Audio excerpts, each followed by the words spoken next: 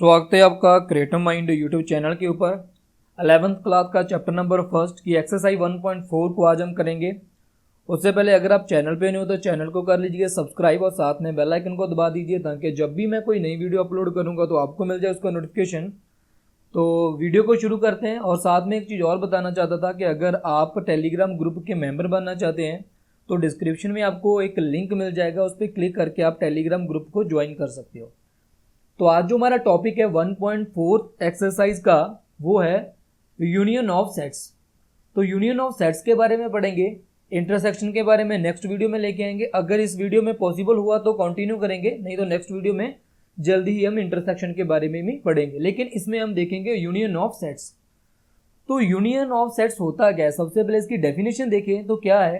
The union of two set A and B is a set C which consists of all those elements which are either in A or B, including those which are in both।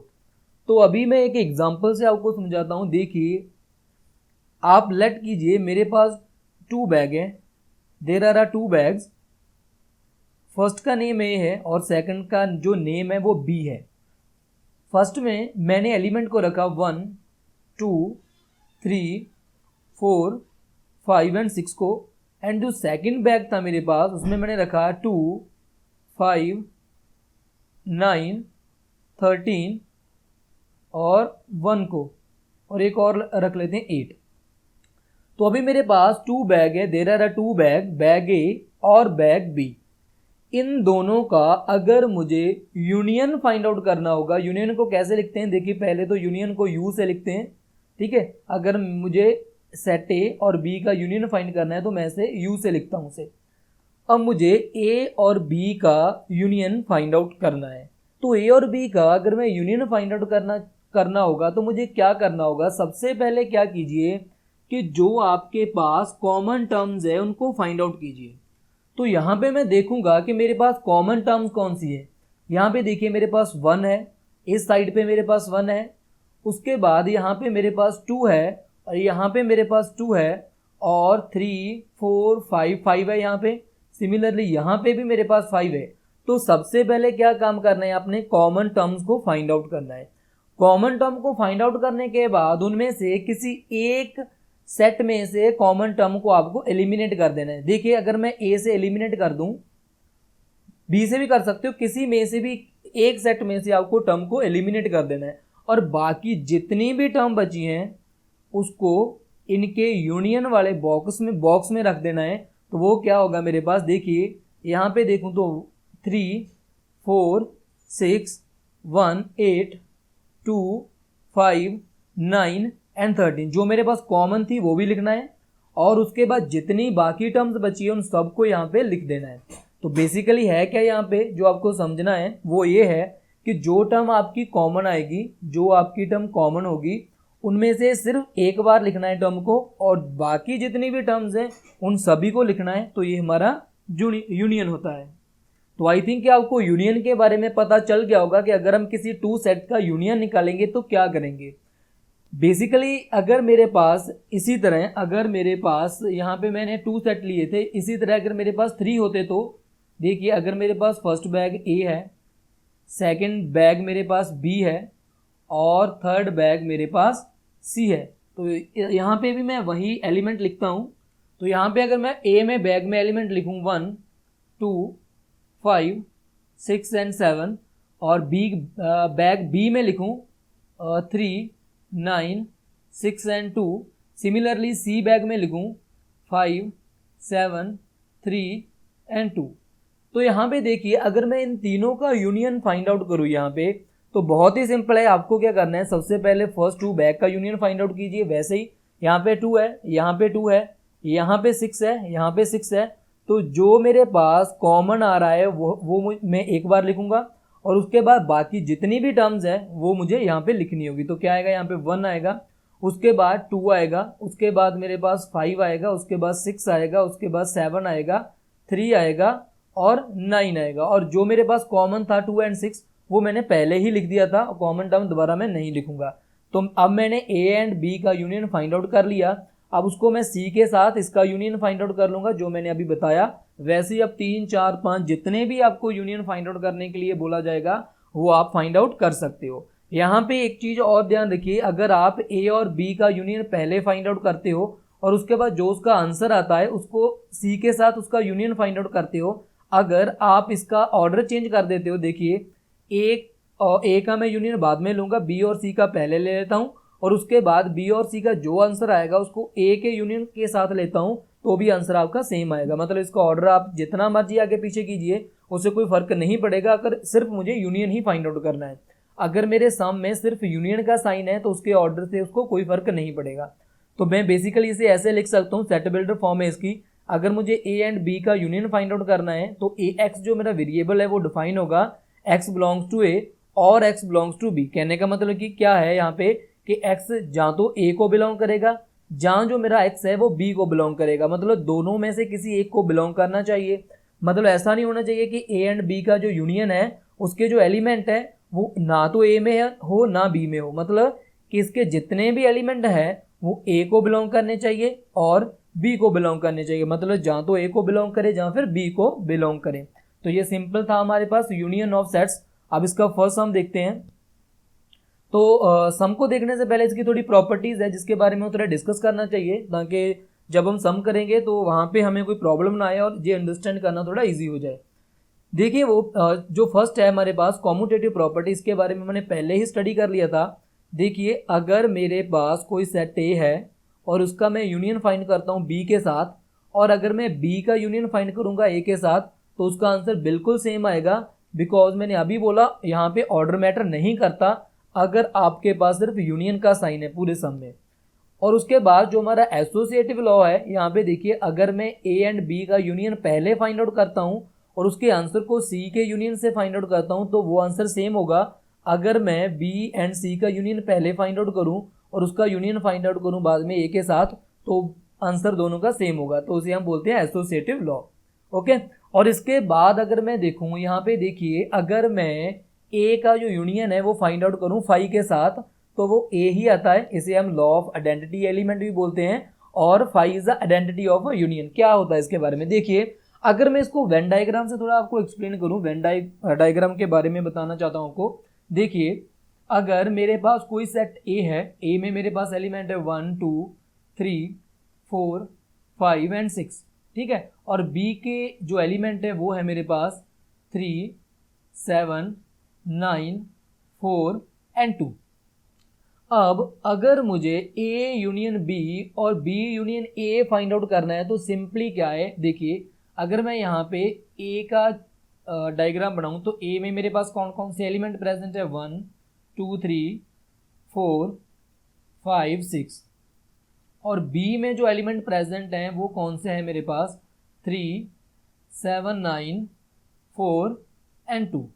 अब देखिए यहाँ पे अगर इनकी मैं Venn diagram बनाता हूँ, देखिए अगर मैं ए यूनियन बी की वेन डायग्राम बनाता हूँ तो क्या बनेगा, देखिए यहाँ पे देखिए ध्यान से, तो ये मेरे पास ए है और ये मेरे पास बी है।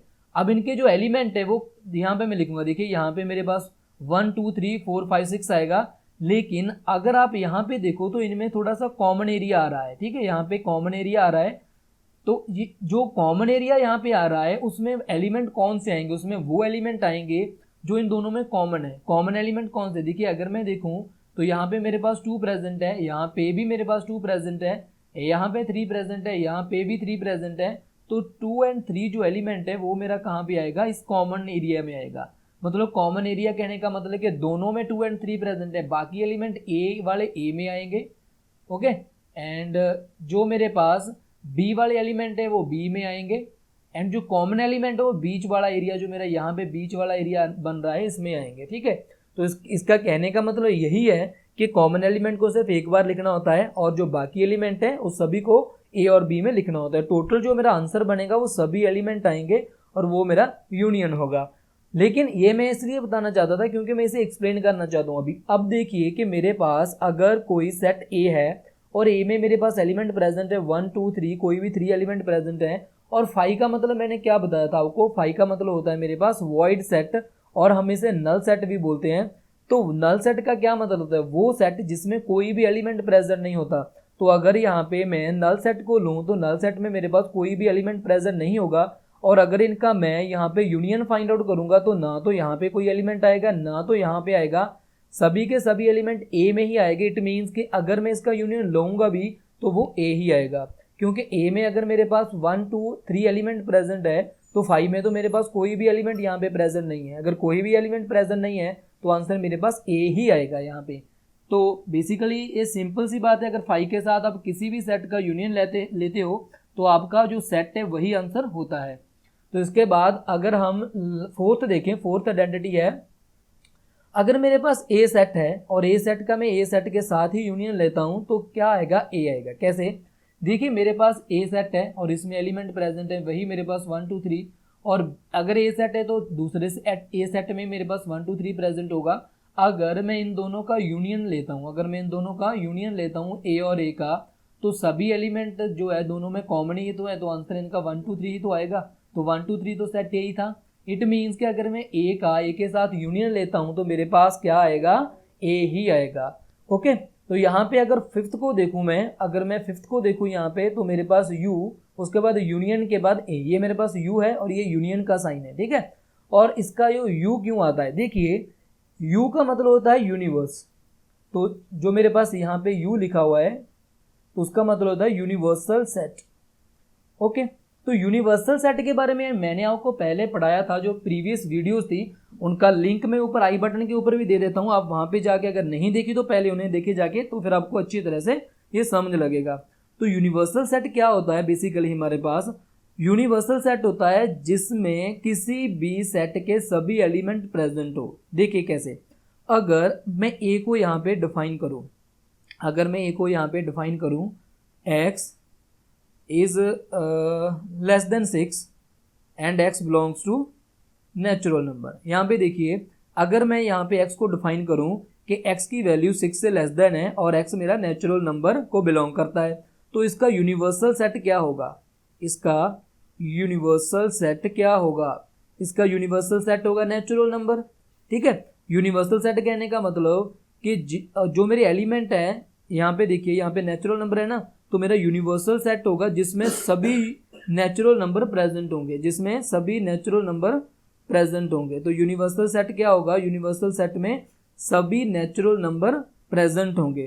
तो उसमें मेरे अगर मैं देखूँ यहाँ पे तो 1 2 3 4 5 ये एलिमेंट भी प्रेजेंट होंगे, जो मैंने एक्स को डिफाइन किया था वो एलिमेंट भी मेरे यूनिवर्सल सेट में प्रेजेंट होने चाहिए। तो यूनिवर्सल सेट क्या होता है, जिसमें सभी के सभी एलिमेंट प्रेजेंट हो।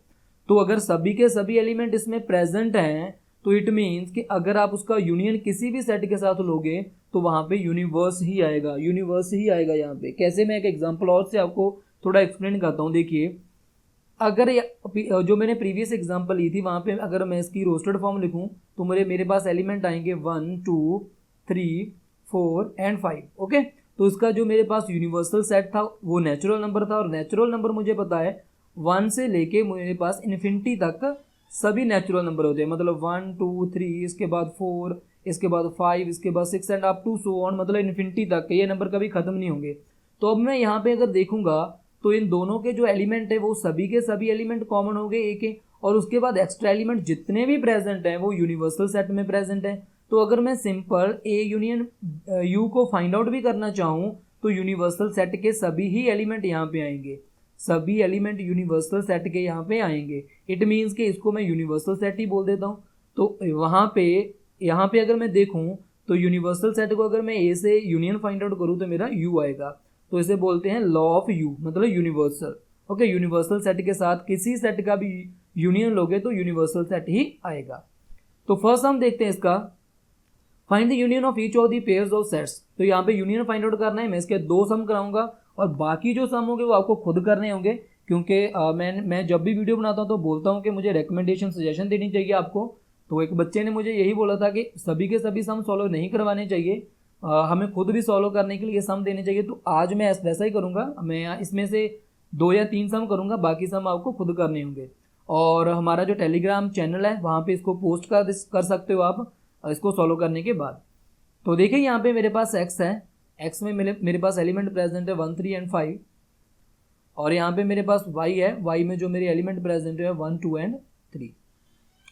तो अगर मैं यहाँ पे x यूनियन y को फाइंड आउट करूँ तो कॉमन एलिमेंट कौन से है, 1 है, और उसके बाद यहाँ पे मेरे पास 3 है। तो किसी एक के एलिमेंट को मैं एलिमिनेट कर दूंगा, यहाँ पे लिखूंगा 1 3 एंड 5 और उसके बाद 2। इन दोनों को मैं नहीं लिख रहा हूँ 1 एंड 3 को, बिकॉज मैंने पहले ही लिख दिया उसे। तो x यूनियन y का जो मेरा आंसर आएगा वो ये आएगा। और अगर मैं इसकी वेन डायग्राम बनाऊँ तो वेन डायग्राम क्या बनेगी इसकी, जो मेरे x के एलिमेंट हैं वो मेरे पास है 5, जो y के एलिमेंट है वो मेरे पास है 2, और जो कॉमन एलिमेंट है वो मेरे पास 1 एंड 3। तो बेसिकली ये वेन डायग्राम इसकी बनेगी। और अगर मैं यूनियन फाइंड आउट करना चाहूँ तो सिंपली मैं फाइंड आउट कर सकता हूँ, आपने देख लिया, बहुत ही ईजी मेथड है। और इसका जो सेकंड सम है वो भी आप सॉल्व कर सकते हो, बहुत ईजी है, और इसे का मुझे नहीं लगता कि कोई डिफिकल्टी होगी आपको सॉल्व करने में। मैं इसका फोर्थ सम सॉल्व करता हूँ आपके लिए। देखिए सबसे पहले तो मैं इसकी रोस्टेड फॉर्म बनाता हूँ। अगर मैं इसकी स्टेटमेंट को पढ़ूँ, X is a natural number, तो यहाँ पे दो चीज़ें दी है। सबसे पहले उसने बोला x is a natural number, और उसके बाद एक्स की जो वैल्यू है वो 1 से ग्रेटर देन है और 6 से इज इक्वल टू और लेस देन है। तो अगर नेचुरल नंबर देखूँ तो नेचुरल नंबर मेरा 1 से स्टार्ट होता है और वो इन्फिनिटी तक जाता है, 1 से स्टार्ट होकर इन्फिनिटी तक जाता है। अगर यहाँ पे मैं सेकंड कंडीशन को देखूँ तो मेरी जो वैल्यू है 1 से ग्रेटर देन होनी चाहिए, मतलब 2 आ सकती है, 3 आ सकती है, 4 5 6 भी आ सकती है। लेकिन यहाँ पे लेस देन और इज इक्वल टू 6 का साइन है, इट मीन्स कि 7 नहीं आ सकती। तो मेरे पास अगर इसकी मैं रोस्टेड फॉर्म बनाऊँ तो क्या वैल्यू आएगी, 2 3 4 5 एंड 6। तो मैंने एक ही रोस्टेड फॉर्म बना दी, एक ही वैल्यूज मैंने फाइंड आउट कर ली यहाँ पे। अगर मैं यहाँ की b की वैल्यू फाइंड आउट करूँ तो x जो मेरा वेरिएबल है वो क्या है, x is a natural number, x मेरे पास नेचुरल नंबर है। सेकंड कंडीशन क्या है, x की जो वैल्यू है वो 6 से ग्रेटर देन है।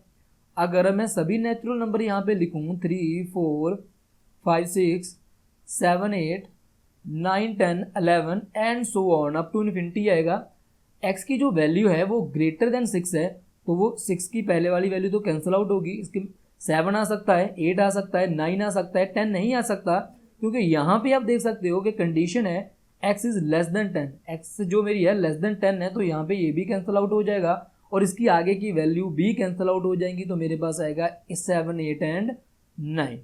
तो अगर यहाँ पे मैं देखूँ दोनों में कोई भी चीज़ कॉमन नहीं है, तो यूनियन क्या होगा, दोनों के एलिमेंट, दोनों के सभी एलिमेंट यहाँ पे आप लिख सकते हो और वो आपका क्या होगा, यूनियन होगा।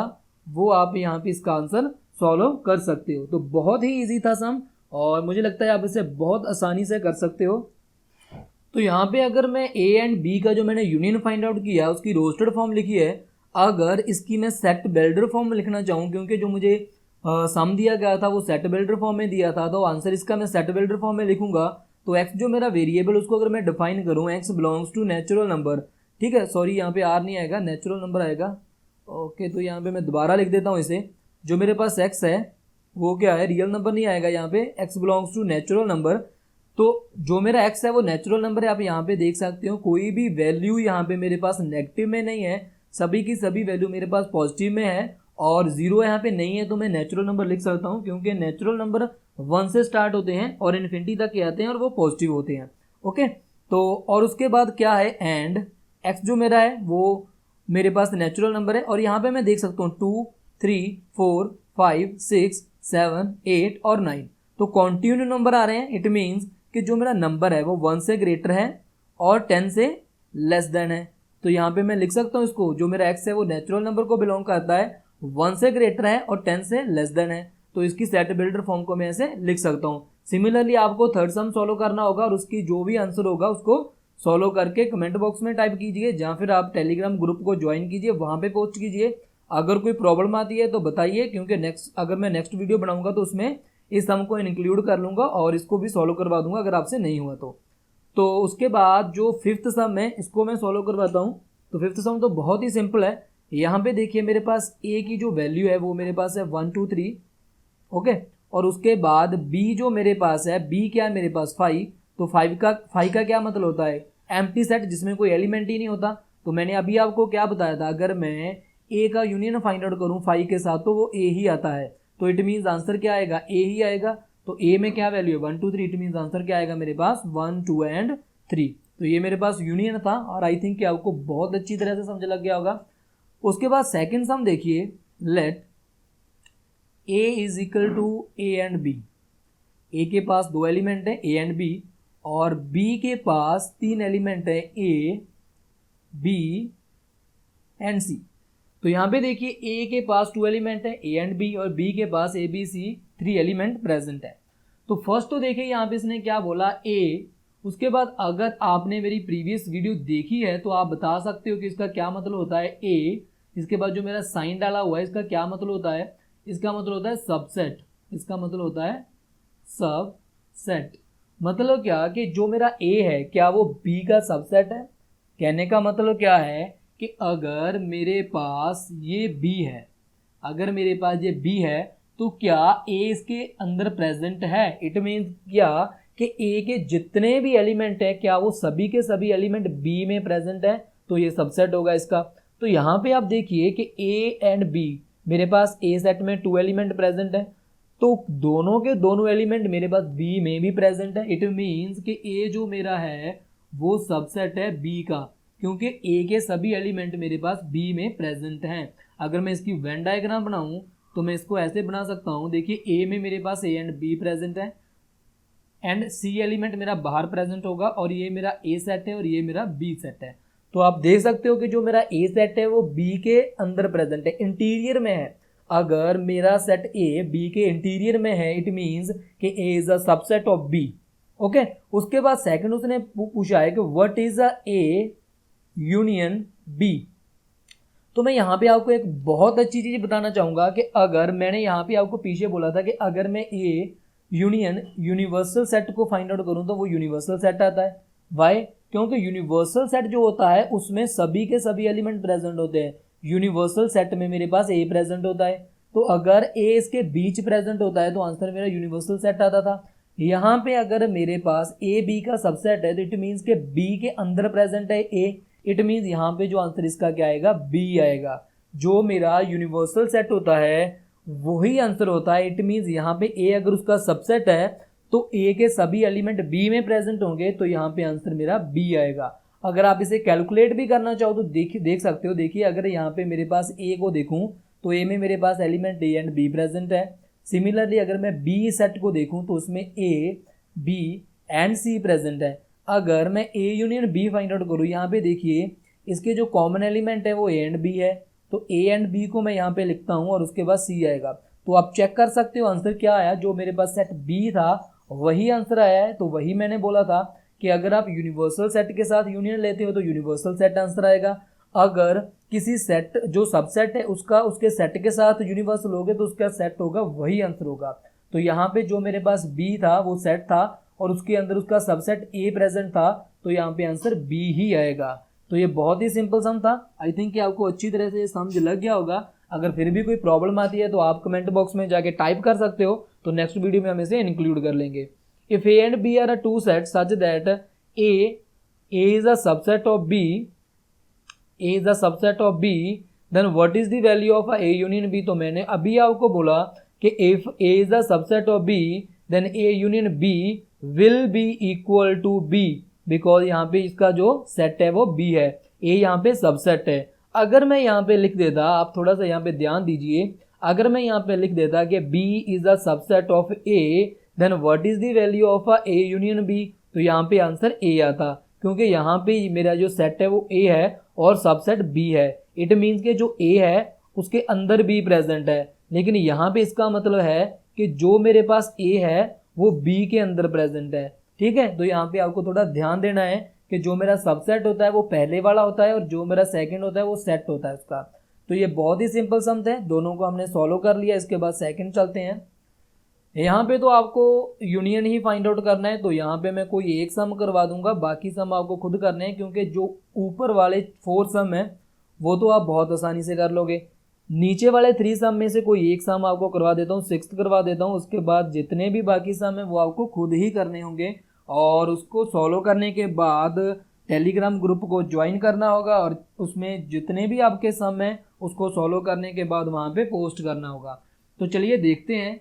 मेरे पास अगर मुझे फाइंड आउट करना है A union B union D, तो उसका क्या आंसर आएगा। तो अगर सबसे पहले मैं A union B find out करता हूँ, यहाँ पे देखिए मैं A union B find out करता हूँ और उसका जो आंसर आएगा उसको डी से यूनियन उसका फाइंड आउट कर लूँगा। तो यहाँ पे पहले मैं साइड में A union B find out कर लेता हूँ। अगर मैं A union B find out करूँ तो सबसे पहले मैं ए के एलिमेंट लिख लेता हूँ, वो क्या है मेरे पास 1 2 3 एंड 4। और उसके बाद अगर मैं बी के एलिमेंट देखूँ तो वो मेरे पास क्या है 3 4 5 एंड 6। तो इनके कॉमन एलिमेंट क्या है 3 4 इनके कॉमन एलिमेंट है। इट मीन्स कि जो मेरे पास आंसर आएगा वो आएगा 1 2 3 4 5 एंड 6। तो मैंने ए यूनियन बी का आंसर कैलकुलेट कर लिया, फाइंड आउट कर लिया। अब अगर मैं इसको सी लिख दूं, इस एलिमेंट को अगर मैं यहाँ पे सी है, मैं सी नहीं लिखूंगा, डी भी नहीं लिखूंगा, तो मैं इसे ई लिख देता हूँ। ठीक है, तो मैंने A union B find out किया, मैं इसको ई लिख देता हूँ। तो यहाँ पे मेरे पास क्या आएगा ई यूनियन डी। तो अब मुझे कौन सा आंसर फाइंड आउट करना है, ई यूनियन डी। तो ई की वैल्यू मेरे पास ये देखिए यहाँ पे प्रेजेंट है और डी की वैल्यू मैं यहाँ पे लिख देता हूँ ऊपर से देख के। तो वो मेरे पास क्या है 7 8 9 एंड 10। तो अगर इन दोनों में मैं देखूं तो दोनों में कोई भी चीज़ कॉमन नहीं आ रही, तो आंसर आएगा 1 2 3 4 5 6 7 8 9 10। तो क्या आएगा मेरे पास आंसर 1 2 3 4 5 6 7 8 9 एंड 10। तो ये मेरे पास रोस्टेड फॉर्म होगी। अगर आपको कोई बोले कि इसकी सेट बिल्डर फॉर्म को बताएं, सेट बिल्डर फॉर्म हम कैसे बनाते हैं, एक्स आएगा, उसके बाद एक्स को कैसे डिफाइन करेंगे, x belongs to natural number and जो मेरे पास x की वैल्यू है वो कहाँ से कहाँ तक वेरी करती है, x जो मेरा है वो है लेस देन 11। तो लेस देन 11 है। आपको इस साइड पे लिखने की जरूरत नहीं है क्योंकि जो नेचुरल नंबर होता है 1 से स्टार्ट होता है। तो अगर मैं लेस देन 11 लिख देता हूँ इट मीन्स के 10 से 1 से लेके 10 तक वैल्यू आ जाएगी। अगर आपको सेट बिल्डर फॉर्म बनाने के लिए क्यों बोलते हैं तो आप बना सकते हो। अगर आपको रोस्टेड फॉर्म तो सिंपली आप वो तो देख के ही आंसर इसका सॉल्व कर लोगे। तो ये मैंने यूनियन के बारे में वीडियो बना दी है, इसकी बाद में इंटरसेक्शन की बनाऊंगा। बेसिकली मैं इसको स्टॉप करना चाहता था, वीडियोस को नहीं बनाना चाहता था बिकॉज इसके जो व्यूज़ होते हैं बहुत कम होते हैं, लाइक तो होते ही नहीं, डिसलाइक ज़्यादा होते हैं। और उसके बाद जो आपके कमेंट होते हैं वो भी बहुत कम होते हैं, मतलब आपको वीडियो कैसी लगी इसके बारे में। तो ज़्यादा से ज़्यादा वीडियो को शेयर कीजिए, करिए अपने दोस्तों से, ताकि इसके ज़्यादा व्यू आए और मुझे ज़्यादा मोटिवेशन मिले बनाने के लिए। इसको लाइक ज़रूर, जब भी आप वीडियो को देखते हो तो लाइक ज़रूर करें इसे, ताकि जितने ज़्यादा लाइक्स होंगे उससे ज़्यादा मोटिवेशन मिलता है। तो वीडियो अच्छी लगी है तो डेफिनेटली आपको लाइक करना चाहिए। और अगर आपकी कोई प्रॉब्लम है, आपको किसी सम में समझने में कोई प्रॉब्लम आई है तो आप उसको कमेंट बॉक्स में टाइप कीजिए, नेक्स्ट वीडियो में इसे इंक्लूड करेंगे।